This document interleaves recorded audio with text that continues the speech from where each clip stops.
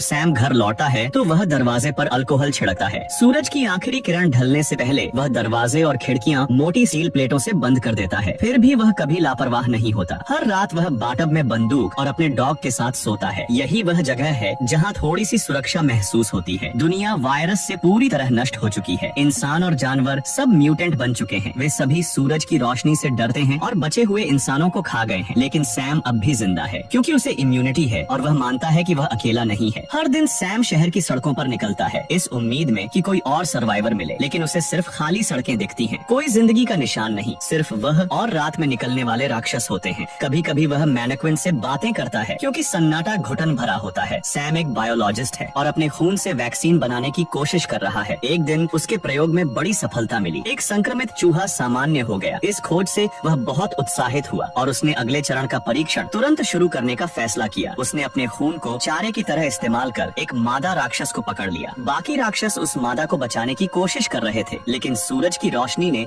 उन्हें पास नहीं आने दिया। सैम उस राक्षस को लैब में लाया और इंसानी ट्रायल शुरू किया, लेकिन वैक्सीन बेअसर रही। वह राक्षस चीखने और तड़पने लगा तो सैम को उसे दवा देकर आइसोलेशन रूम में बंद करना पड़ा। अगले दिन सैम रोज की तरह सर्वाइवर की तलाश में निकला। उसने सड़क पर एक अजीब नजारा देखा। दुकान के मैनेक्विन सड़क के बीचों बीच खड़े थे। यह देखकर वह डर गया क्योंकि ऐसा होना नामुमकिन था। उसने फौरन ट्रिगर दबाया और मैनेक्विन नीचे गिर गए, लेकिन वह एक जाल था। तभी कुछ चीज सैम के सिर पर लगी जिससे वो बेहोश हो गया। जब उसे होश आया तभी सूरज डूबने वाला था और अंधेरा शहर पर छा रहा था। उसने रस्सी काटने की कोशिश की, लेकिन नीचे गिरते समय चाकू उसकी जांघ में लग गया और वह चीख उठा। उसकी आवाज पूरे शहर में गूंज उठी तो राक्षसों ने संक्रमित कुत्तों को छोड़ दिया। सूरज की रोशनी उसकी एकमात्र ढाल थी, लेकिन वह भी खत्म हो रही थी। दर्द सहते हुए वह पीछे हटा और बंदूक पकड़ने की कोशिश करने लगा। जैसे ही सूरज की आखिरी किरण ढली, संक्रमित कुत्तों ने हमला कर दिया। सैम ने बंदूक उठाई और सारे कुत्तों को खत्म कर दिया, लेकिन सैम के कुत्ते को काट लिया गया। अब वह किसी भी पल म्यूटेट हो सकता था। सैम उसे घर लाया और वैक्सीन लगाई, लेकिन अब बहुत देर हो चुकी थी। सैम को अब एक बेहद कठिन फैसला लेना था जो जिंदगी और मौत का था। आगे